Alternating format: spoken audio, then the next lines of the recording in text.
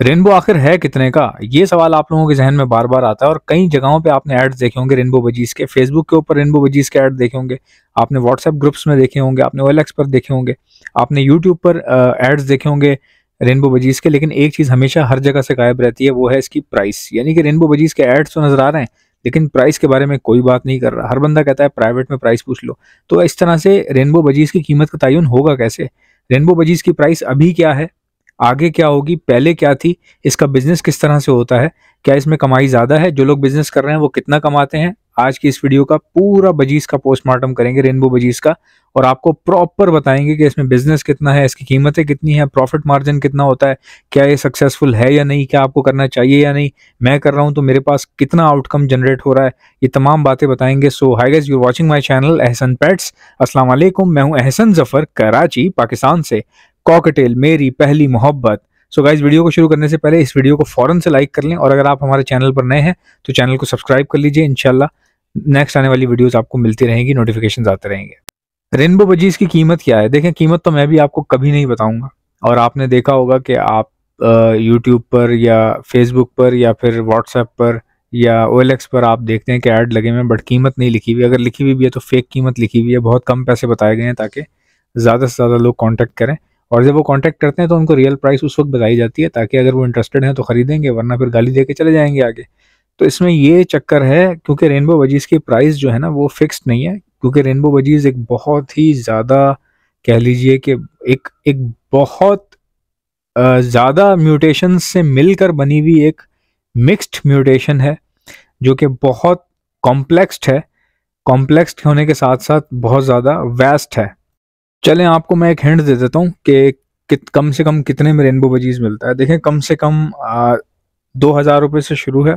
2,000 रुपये का rainbow budgies से लेके आपको 1,00,000 रुपये तक का रेनबो बजीज का पेयर मिल सकता है। ठीक है, कई लोग बोलेंगे 1,00,000 रुपये वाला कौन सा है, 2 लाख? भाई 6 लाख वाला भी पेयर आता है रेनबो बजीज में, अगर आपको नहीं पता हो तो वो एक अलग बात है। तो रेनबो बजीज में 8 लाख 6 लाख वाले पेयर भी आते हैं। जाहिर सी बात है वो नॉर्मल रेनबो तो नहीं होगा, उसमें ये होता है रेनबो डनफेलो होगोरोमोस वगैरह आ जाते हैं। बहुत ही डिफरेंट डिफरेंट इसमें म्यूटेशंस हैं, बहुत ज़्यादा आगे की नौयत की बात नहीं करेंगे, हम उतनी बात करेंगे जितने पे हम हैं। तो नॉर्मली अगर देखा जाए तो 2,000 रुपये से 1,00,000 रुपये तक का रेनबो आता है। अभी रिसेंटली मैंने एक पेयर जो है वो इम्पोर्टेड पेयर मैंने परचेज़ किया है, तकरीबन अराउंड 60,000 रुपये उसकी वर्थ है। मैंने 50,000 रुपये का लिया है वो, तो 10,000 कम पैसों में मुझे मिल गया। किसी ने वो इंपोर्ट करवाए थे कुछ बर्ड्स, तो उसमें से एक पेयर मुझे मिल गया। दूसरी बात ये कि इनकी मार्केट कैसी है, कारोबार कैसा है। देखें, मैं आपको ऑनेस्ट रिव्यू दूंगा। मुझे कई लोगों ने पैसे दिए, बोला कि ये वाली वीडियो आप हमारे कहने पे बनाएं तो हम आपको मंथली पे करेंगे। कई ग्रे पैरेट्स वाले थे जिन्होंने कहा कि आप ग्रे पैरेट्स पर वीडियो बनाते रहें तकरीबन 1 महीना लगातार, तो हम उसका 1 मंथ का आपको पे करेंगे और मटेरियल भी हम दे देंगे। अगर आपको इन्फॉर्मेशन वगैरह चाहिए या सेटअप विजिट्स करवाने हैं तो वो भी करवा देंगे, बट आप इसको ग्रे पैरेट्स पर आप वीडियोस बनाते हैं। अब मुझे वजह समझ में नहीं आई, क्योंकि ग्रे पैरेट्स तो वैसे ही इतने शॉर्ट चल रहे हैं, उनकी तो डिमांड ऑलरेडी क्रिएटेड है ना, तो आप मतलब कोई बंदा पैसे दे के क्या क्रिएट करवाएगा। और दूसरी बात ये कि मैं इस तरह काम करता नहीं हूँ, क्योंकि मुझे मेरी अम्मी की बहुत याद आती है और उनकी एक बात जो है ना वो अभी तक मेरे कानों में आवाज़ आती है। मेरी अम्मी कहती थी मेरे बच्चे अच्छे हों, बुरे हों, नालायक हों, तेज़ हों, कमज़ोर हों, जैसे भी हों, गलत काम कभी नहीं कर सकते। तो ये चीज़ जो है ना मेरी अम्मी की, मुझे हमेशा याद रहेगी। मेरी अम्मी ने मुझे हमेशा मेरे सामने यही बात की है कि मैं अपने बच्चों की गारंटी लेती हूँ कि मेरे बच्चे कभी गलत काम नहीं करेंगे। इवन कि दूसरों के सामने भी मेरी अम्मी ने गारंटी ली कि मेरे बच्चे किसी दूसरे को नुकसान नहीं पहुँचाएंगे, कभी भी किसी का बुरा नहीं चाहेंगे। ये बात बिल्कुल सच है और उनके कहने से शायद हमारे अंदर पावर आ गई। तो हम लोग किसी का बुरा नहीं चाहते, किसी को नुकसान नहीं पहुँचाते, किसी के कहने पर कोई काम नहीं करेंगे, किसी की बातों में नहीं आएंगे, किसी के हाथों इस्तेमाल नहीं होंगे। ये चीज़ें हमारी फैमिली की ब्लड में है। तो मैं तो अल्हम्दुलिल्लाह कानों का भी बहुत पक्का हूँ, कच्चा नहीं हूँ। किसी ने कुछ कह दिया तो वही उसी को समझ लिया कि हाँ यही सही है, ऐसा कुछ भी नहीं है भाई। तो इसलिए मैं ऑनेस्ट रिव्यू दूंगा कि रेनबो बजीज़ का कारोबार कैसा है। देखिए, मैं आपको हर चीज़ समझा देता हूँ। रेनबो बजीज़ ख़रीदना बहुत आसान है, बड़ी आसानी से मिल जाते हैं। पैसा फेंक तमाशा देख।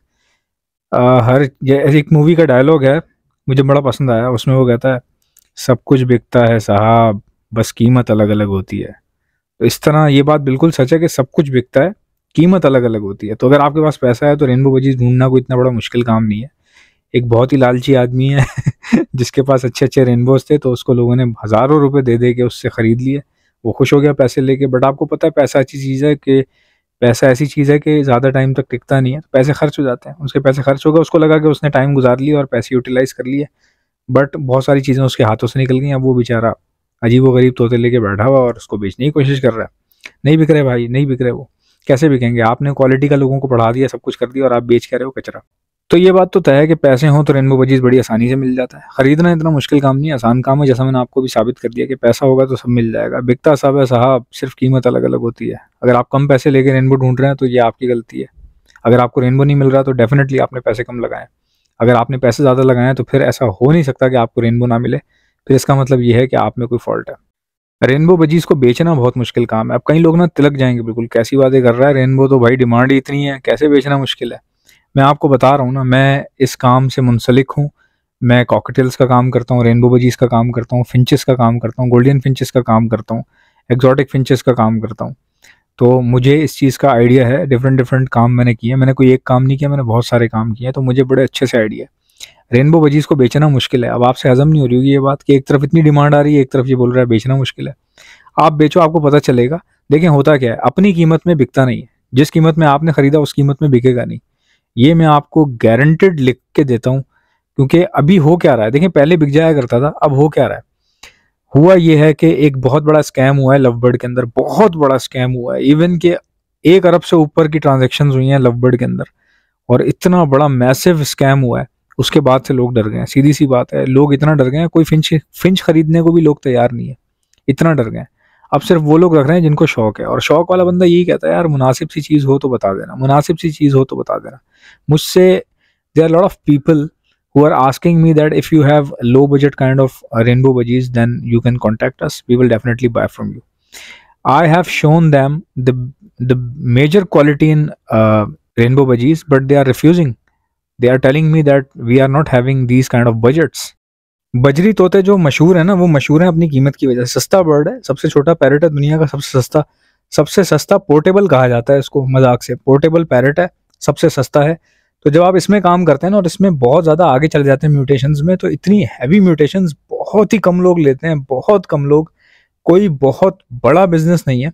हाँ, छोटे लेवल पे आपके डाइल्यूट्स बिक रहे हैं, आप 1500 के लेके 2500 का बेची चली जा रहे हैं और पिछले 5-10 साल से बेच रहे हैं और आप खुश हैं कि चलो मुझे 1000 रुपये बच जाता है। वहां तक तो आपका बिजनेस ठीक है भाई, लेकिन अगर आप रियलिटी की बात करें, बड़े बिजनेस की बात करें, तो दिस इज नॉट अ बड़ा बिजनेस। इवन के पूरी बर्ड्स की बिजनेस इज नॉट अ बड़ा बिजनेस यार। परिंदों में जो सबसे सक्सेसफुल काम है ना, वो है दुकान डालना। बर्ड्स की आप दुकान डालें, मेन दुकान डालें मेन रोड पे, और वहां से वॉकिंग कस्टमर्स होंगे। सबसे ज्यादा मैक्सिमम जो कमा रहा है ना, वो कमा रहा है। ब्रीडर भी इतना नहीं कमा रहा, और उस मैक्सिमम में भी अगर आप देख लें तो महीने का 3 लाख रुपए कमा रहा है दुकान वाला। अब मसला क्या है? मसला ये है कि लोग एक्सेप्ट नहीं करते। अगर उनसे आप नंबर्स की बात करें, या अगर आप उनसे फैक्ट्स एंड फिगर्स की बात करें कि आओ बैठ के प्रॉपर डिस्कस करते हैं चीज़ों को या स्टडी करते हैं, तो they are not having time to study anything. यहाँ पे majority of people who are dealing with birds are uneducated, ठीक है। तो जितने भी लोग बर्ड्स में, ज़्यादातर मेजॉरिटी की बात कर रहा हूँ मैं, बहुत सारे ऐसे हैं जो पढ़े लिखे भी हैं। आप मुझे कई नाम गिनवा देंगे, ये देखो इसने पीएचडी किया हुआ है, इसने देखो मास्टर्स किया हुआ है, इसने देखो ये किया हुआ है। तो जिनके आप नाम उंगलियों पे गिनवा रहे हैं ना, उनके सिर्फ उंगलियों पे ही गिने जा सकते हैं। बाकी जो मेजॉरिटी पीपल है, जो एंड यूजर है, जो बायर है, जो परचेजर है ना, वो they are 1 to all uneducated persons, ज़्यादातर मैक्सिमम। तो हमेशा मेजॉरिटी को ही फॉलो किया जाता है। तो जब भी आप कोई बात करते हैं ना उनसे कि ओवरऑल बिजनेस कितना है इस चीज़ के अंदर, तो वो चिढ़ जाते हैं। उनको पता ही नहीं होता, वो बस खुश है ना, उनको दिहाड़ी लगानी है, उनको 1500 में उठा के 2500 में बेचना है, बस। They are having this kind of a world, और उनके पास यही दुनिया है, बस यही उनका चक्कर ही यही है। लालू खेत से 1500 में उठा लिया, 2500 में दे दिया, एंड दे आर हैप्पी। वो हैप्पी है, उनकी हैप्पीनेस से भी हमें कोई वो नहीं है। मतलब मैं ये नहीं कह रहा कि why they are happy, they should not get happy, मैं ये नहीं कह रहा। मैं ये कह रहा हूँ कि देखें, बड़ा बिजनेस वर्सेस छोटा बिजनेस, हमेशा बड़े बिजनेस की सोच रखेंगे तब जाके छोटे छोटे बिजनेस आप क्रिएट कर पाएंगे। अगर आप छोटे बिजनेस के अंदर फंस गए, छोटा बिजनेस बिजनेस नहीं होता, वो नौकरी ही होती है। वो नौकरी है ना, उसमें भी दिहाड़ी लग रही है आपकी छोटी छोटी। अगर आप उस ओवरऑल प्रॉफिट को कैलकुलेट करें और देखें कि लोग जो जॉब कर रहे हैं उनकी कितनी सैलरी है और मेरा बिजनेस कितना अर्न कर रहा है, तो शायद उनकी सैलरियाँ ऊपर हों आपसे। नॉर्मल लोगों की सैलरियाँ आपके बिजनेस से भी हो सकता है, मेजर प्रॉफिट से भी हो सकता है ऊपर निकल जाए उनकी सैलरियाँ। तो ये सब चीज़ें देखनी पड़ती हैं। तो एक जो ऐसा आदमी जिसको इतनी ज़्यादा अवेयरनेस नहीं है, पढ़ा लिखा नहीं है, चलो पढ़ा लिखा ना भी हो बट उसको स्टडी नहीं करता, मैं तो खुद भी देखें इतनी साफ बात करता हूँ, आपको क्या लगता है मैं क्या बहुत ही ज़्यादा हाईली क्वालिफाइड हूँ? No, I am not that much highly qualified, I am telling you literally. ठीक है, मैंने बिल्कुल बुनियादी सी तालीम हासिल की है जो कि आज के दौर में कुछ भी नहीं समझी जाती। ठीक है, I am just graduated. Video बनाने का मकसद क्या है? इस वीडियो का क्या मकसद था? देखें, इस वीडियो का मकसद ये है, सिंपल सी चीज़ है। पहले आप डिसाइड करें आप हु आर यू, आप कौन है। क्या आप शौक करने के लिए आए हुए हैं?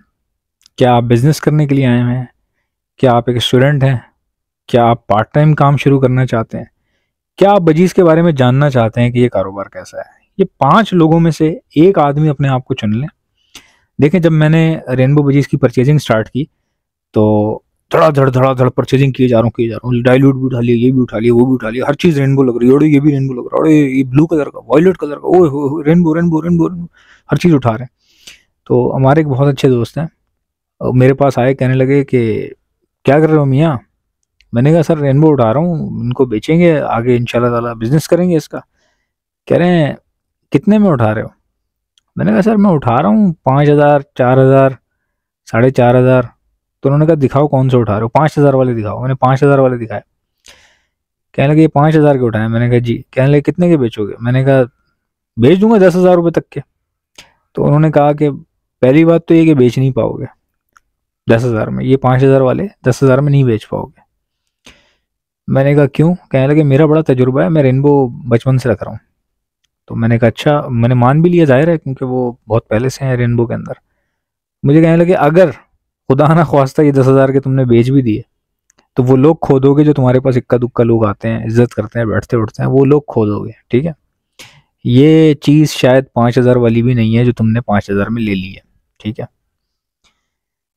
मैं उनकी बात सुन के बड़ा हैरान हो गया। उन्होंने कहा डिसाइड कर लो तुम कौन हो, अगर तुम्हें बेचना है तो लोएस्ट प्राइस पे खरीदो, लोएस्ट लीस्ट प्राइस पे खरीदो। समझ रहे हैं बात को? अगर आपको कारोबार करना है तो इतनी मरी हुई प्राइस पे लो कि अगर वो परिंदा मर भी जाए तो आपको प्रॉफिट में कवर हो जाए। राइट? तो आपको ये डिसाइड करना है कि who are you a breeder, are you a seller, are you a broker. Broker word तो अच्छा नहीं होता, ब्रोकर वर्ड की जो मीनिंग है बहुत ही ख़राब है। ब्रोकर आपको पता है उनको कहा जाता है जो कि गलत काम करते हैं, गलत चीज़ें सप्लाई करते हैं। ठीक है, ब्रोकर उसको कहा जाता है। तो ब्रोकर जो होता है वो क्रिमिनल होता है। ट्रेडर वर्ड जो है ये एक सही वर्ड है। तो आप डिसाइड कर लें कि आप ट्रेडर हैं या क्या है। रेनबो को अपनी प्राइस में बेचना जो है ना वो मुश्किल काम है। मतलब कि मैंने अगर जो भी मैंने रिसेंटली 50,000 रुपये का पेयर लिया, अब उसकी ब्रीड जब आती है उसमें ज़ाहिर सी बात है कि सारे बच्चे सेम क्वालिटी के तो नहीं आएंगे ना। दुनिया में कोई ऐसा पेयर नहीं है जिसके सारे बच्चे सेम क्वालिटी में आए या सेम कलर्स में आए। तो अब मैंने जो रेनबो लिए हैं उनके बच्चे डिफरेंट डिफरेंट क्वालिटीज़ में आएंगे और डिफरेंट डिफरेंट कलर्स के साथ आएंगे। तो उसमें होगा क्या? उसमें होगा ये कि जितने के मैंने लिए हैं मैं उस प्राइस पे हो सकता है ना बेच पाऊँ, या ये भी हो सकता है कि इतने अच्छे कलर्स निकल आए हैं कि मैं उससे ऊपर भी पैसे लगा सकूं। लेकिन लेगा कौन? पहले तो आप ये बात जानें कि बजीज का बायर कौन है, मतलब बजीज का खरीदार है कौन, बजीज की वजह शोहरत क्या है। मैंने आपको पहले भी बताया, लोग बजीज का जो बिजनेस कहते हैं ना कि दुनिया का सबसे बड़ा बर्ड का बिजनेस जो है वो बजीज के अंदर है, ये बात बिल्कुल सही है। Why they are saying that? Just because के बजरी जो है वो छोटा पैरेट है, सस्ता पैरेट है।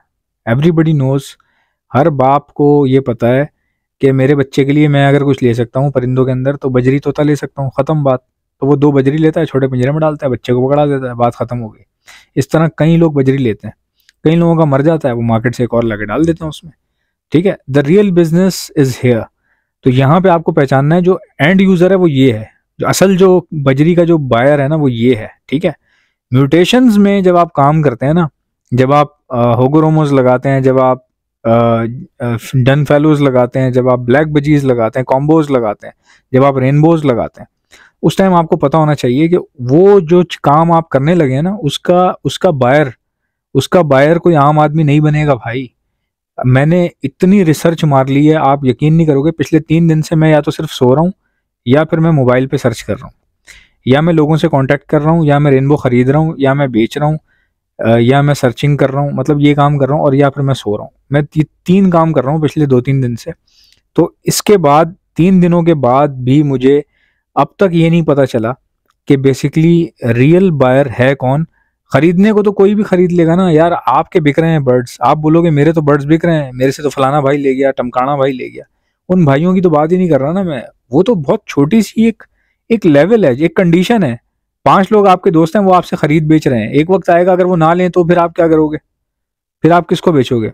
एक आदमी है आपसे, देखें हर बंदे का कोई ना कोई एक ऐसा कस्टमर होता है जो उससे बहुत ज्यादा बाइंग करता है। अगर आप मुझसे पूछेंगे ना कि आपके पास सबसे ज्यादा बाइंग किसने की, तो मैं आपको नाम बता दूंगा, फलाने भाई ने। लेकिन उन्होंने बाइंग की है, कब तक करते रहेंगे और मुझसे ही करेंगे इस बात की गारंटी कौन लेगा भाई? तो यहाँ पे मसला आ जाता है कीमत का। ठीक है, मैंने 50,000 का पेयर लिया, बच्चे निकल रहे हैं, ठीक है अच्छी बात है। बट अब वो 50,000 का पेयर जो मैंने लिया उसके बच्चे क्या मैं 50,000 में ही बेच पाऊंगा, या मुझसे कोई 50,000 ही में खरीद लेगा? ये चीजें मैं लवबर्ड के टाइम पे भी लोगों को बहुत समझाता था।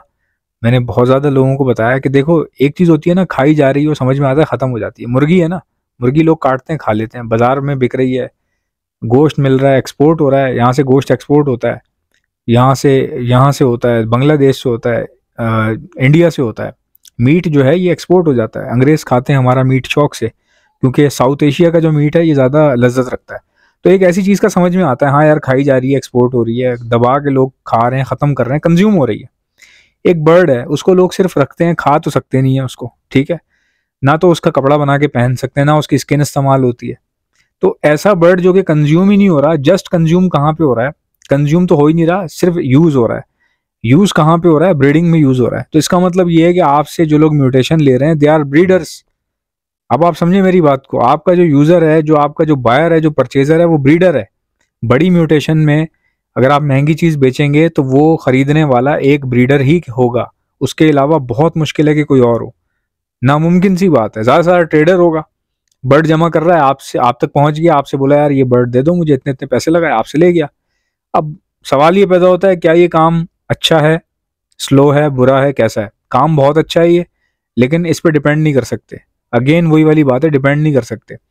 अगर आपके पास बजट है, फिर अगेन मैं वही बात कह रहा हूँ, आप हर बर्ड लगाएं।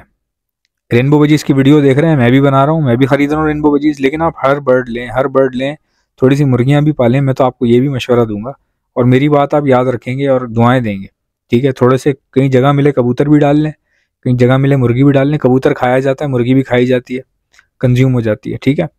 तो इसी तरह आप फिंच भी रख सकते हैं। फिंच नहीं खाई जाती, लेकिन एटलीस्ट वैरायटी हो जाएगी आपके पास।